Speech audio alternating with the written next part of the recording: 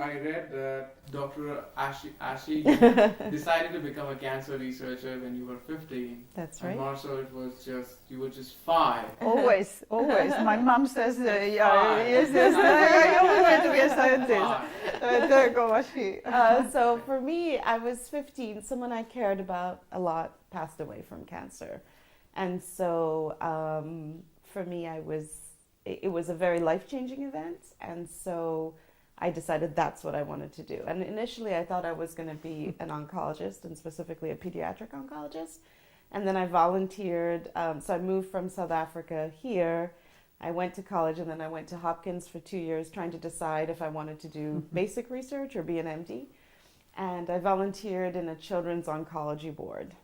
And within about 6 months, I realized that I could never be a pediatric oncologist because it was just too heartbreaking. Oh. And so then I decided to dedicate my time to research. So that's how I got there.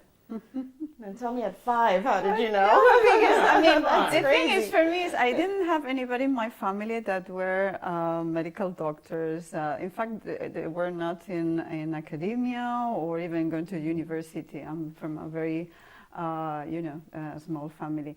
But I saw on TV this, the idea of these tubes, like they are smoke, and now I hate that image because it shows a part of a scientist that is not true. But I always said I wanted to do that. And in fact, when I studied, I didn't know that I could do research, basic research through medicine. So that's why I went to biology. My teachers I was very lucky with the biology teachers I had. And then I thought, okay, research is like I just do, but I wanted to do molecular biology, so I have to go through plant botany and all this that I didn't like that much. But that's why I always. So you said plants. That reminds me of a funny story about when I started research. So Yes. when I decided that's what I wanted to do and I dedicated myself to biology, I remember one of my first experiments in school was that we had to go dig up grass, put it in a petri dish, and then just watch it in a microscope, right? And so it was a small school, and everyone was always at the microscopes during the day. So if I wanted to watch my cultures and properly document them, I would have to come in the evening or on the weekend. And my sister, who's a lot older than I am, would drive me. And she would be so grossed out because she'd come in and she'd be like, oh, they stink. They're terrible. And she would call them my festering hay cultures. And so to this day, if there's any news article that she sees and she goes, oh, I'm so proud of you and your festering hay cultures. And I've been trying to convince her for years that I don't actually work on grass. So No, that's true. And we have to go through this because at the beginning, so I was studying in Spain. It's a great laboratory of a person that really started molecular biology in Spain. But we were working on a virus that infects bacteria. It's the small of the small of the small. But the point is that sometimes you find difficult to explain to others, what do we do? right. And for a while I was like, well, I do this because I like it. But now I think the more we control, I guess, our groups, it's it's nice to say, okay, I work in melanoma because I want to understand this disease. And now we can tell about our mouse models and everything. So what I mean is that science is changing so that allow us to also work in bigger problems that we had not anticipated. And I think what you weren't asking, what am I going to do in 10 years? I don't know. But I hope that it's going to be exciting, or I can help to make it exciting, I guess. That's Yeah. a very good, very important motivation Yeah. to help. Yeah. Right. I think Yes. that's very Yes. important. And I do think the idea of communicating science is Yes. so important as well, Yes. so that people can understand it. Yeah. So we know that you decided to become a cancer researcher at 5, Yes. and actually you decided at 15. Yeah. We'll shift the gear towards your career paths. Uh-huh. So how was your career path like, and what did you do? What experiences did you have? You Let's start. start- Oh God. Let's start with Ashley. Yes, let's start with Ashley. So my career path. So when I graduated from college, I was just turned 20. So I wasn't really sure. Like I said, did I want to go to med school, grad school? I had the most amazing opportunity because I ended up at Johns Hopkins for 2 years, working alongside people like Bert Vogelstein and Steve Balin and all of the big famous cancer researchers who became a part of my family, like my scientific family.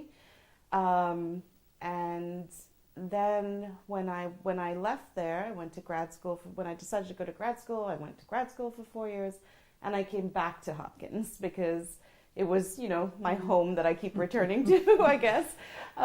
And I did my postdoc there. But during my postdoc there, I decided that I wanted to try something different. I had worked in the prostate cancer field the whole time.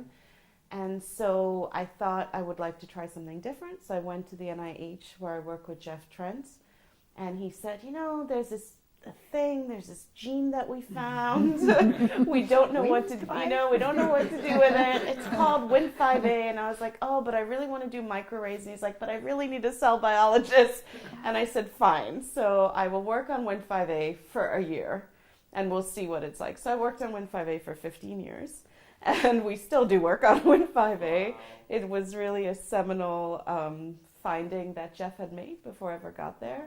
And just pursuing the biology of that gene has been very fascinating.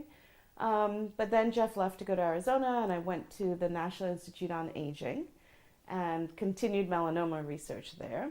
And then I left to go to Wistar. So you asked about challenges. There were definitely challenges all along the way. We'll get to the challenges. Okay. We'll talk about there are challenges always.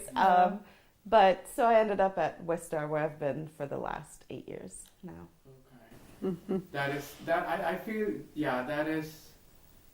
that is such a wide variety of experiences at different prestigious institutions, and you're carrying science from all these, and you're representing the science, and that is I think tremendously done. I literally have never thought of it that way. That's so funny. Sounds very like I know, it like sounds random. so special. Yeah. And it is. So how were you, Marisol? What was your... So yeah, I mentioned that I didn't have any family or friends or anybody in the science. So in my case, it helped because I was a little bit of a nerd, I have to say. So I was always yeah, you can imagine. But now she's the coolest person I know, in melanoma research. So I don't know how that happened. We'll get to that. So I always had the very good grades. So I was the top grades, and it was important to me because I could choose. And so meaning that I could choose the laboratory. So of course I went through after I finished. So I started biology, and then the university I was only 3 years. Then you had to go to Madrid to get the specialty, or to go to other cities. And then I went to Madrid because I learned that there was a center for molecular biology. I thought it was very interesting. And then I asked, which one is the best lab? So who is the best lab? And they said, well, and they told me Margarita Salas, which is like one of the mothers of the molecular biology in Spain. I read the papers, but I didn't understand much, but I went there. And I told her, look, I was in La Coruña, so a small city where I'm from. I started in the laboratory, but I came here because you are the best. You have the best lab. And then I guess she liked that. In retrospect, I was a very shy person. Now I changed a bit. What happened to you? You have to overcome the shyness. This is to be in this field. You have to overcome that. Anyway, so that helped, and that because it was a big, so one of the best labs, you get also other people exposed to other people that were also the best grades in their different universities. We spoke in English in the lab, which was now is the normal thing, but in the past was not frequent. I was also lucky because I mentioned that we work in a virus and infected bacteria, but it's a model for DNA replication anyway. And I was lucky because I had a senior investigator that was supervising me, and then he offered the possibility of opening an area of research. I was really biophysics, so I was studying protein-DNA interaction. And then, because I had to set up a lot of tools, so that was to me a way to become independent. And he will always tell me, because it's like, you think about how can we do this, because it was new. He also pushed me to go to the Netherlands, because I was in a small city, Nijmegen. My English was very poor at the time, but he pushed me and said, you have to go, because this is where they're doing this technique. And so I guess this issue of having to find my way is like, she also did a lot of studies on her own, that you have to find, even in a big lab, in particular in big labs, you can do that, because you have a lot of help and a lot of support, and you see others. And so when it came to a point that I had to choose a postdoc, so yeah, most of the neighbors where I finishing the PhD thesis, they were different places. And so I went to Cold Spring Harbor, because we had a friend there visiting, and I said, which one is the best lab? And so it was a young investigator, Scott Law, at the time. Now is Howard Hughes, is very big. But because I had not worked with cancer cells, I thought that was easier to start. And also by being in a lab that, people coming from different countries, different, even areas of expertise, that helped. And then got into melanoma because it was aggressive, and stayed. Actually, Minha Hertling, which we both know and love, because I met him because he was the person doing everything in the melanoma field. And I always tell the story, we were talking about stories. So I met him because he was doing artificial skin, and I found it like super exciting. And then 5 minutes after meeting him, I always tell the story, 5 minutes after being with him, he takes a penny out of his pocket, and he said, "This is your first grant. I want you to stay in the field, and this is how you start." So I have the penny, the Minhurst penny. Are you willing to give that penny to somebody else in future? If you find That one, I can give another one. Now you have to give a quarter at least. There's a lot of inflation. Yeah, For maybe sure. $1. Maybe $1. But I guess it's the being lucky as well. I guess I try to say, to find people in the way that will help you. This is super important. Yeah. Absolutely. So the closest analogy I can relate this to the journey is, so I'm from mountains in India, and when glaciers melt on the mountains, it's said that the rivers will always find their way to the oceans. And that's how the scientific journey is, that you will, despite that you will face different mountains on the way, hilly, rocky, smooth, but you will always find a way to meet the ocean in the end, and that's how. Oh my God, I love that. Yeah, but you can go. But the good thing is that you can go on a boat or you can swim. I guess the difference on the scientist is how do you choose? Or you can be the river. Yeah. Yeah, that's also. I'm just saying.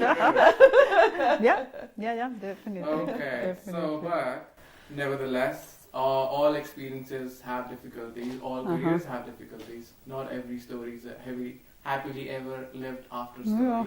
So what kind of challenges did you have in your career over the time? And I will just highlight some of the major challenges today that you think that you had struggled with them a lot. I mean, the struggles change as you move forward, right? So I guess at the beginning it's like, okay, you starting, you're not sure if you can do your PhD because new techniques that you don't control. Then choosing the postdoc is a bit of a stress because that's an important decision. Big lab, small lab, but definitely the hardest is when you decide to become independent. And the first day that you open your office, and it's your office and not your PI's office, this is when you hire the first people, and this is because you depend on them, right? And it can be good, it can be bad. Difficult as well, particularly nowadays, the crisis in many countries, the funding, because we have so many ideas, and then if we have more money, we probably could go faster. So this is in terms of challenges. Then we had other challenges that have to do with confidence and also the environment and being women in science. It's true that we have now tons of committees and, to attend to, but we try to help and we went through paternalism, and so this we can have a long story. But I think you grow and this is what I meant before, that I used to be a very shy person. You realize that you cannot be too shy, or you will be like not moving forward. Particularly, I think women, in fact, sometimes we just have to be stronger than, not stronger, but I would say we may be criticized by aggressive, and something that we both hate, right? So this concept of aggressive when you are confident, you know. So these are different struggles, I guess, and then the family issues and so on. But overall, I would not change my profession, I guess. That's really good. So I cannot see myself doing other things. So I guess, I mean, it's many hours. We work differently. I think. I guess we now know how to navigate our life, and that's it. Yeah. So. How about you, Ashley? Would you like to add some of the challenges? So I think, Marisol covered it really well. I would say that for me personally, and maybe that's true for a lot of people, I struggle a lot with imposter syndrome, feeling like I'm not good enough. I'm not sure. And I think that through my career, what I've always done is to accept less for myself than I should have. So that's tough, because I think often, especially something you face as a woman in science, is that, where in the same position someone might be offered something, someone else might be offered something, you may have to ask for it. And that's a little bit what Marisol means when she says, I think you need to be confident, you need to not be shy, and you need to learn to ask for it, which as a woman and a South Asian, like, that is not my thing. I hate doing that. And I've had to learn to do it. And that's challenging for me personally.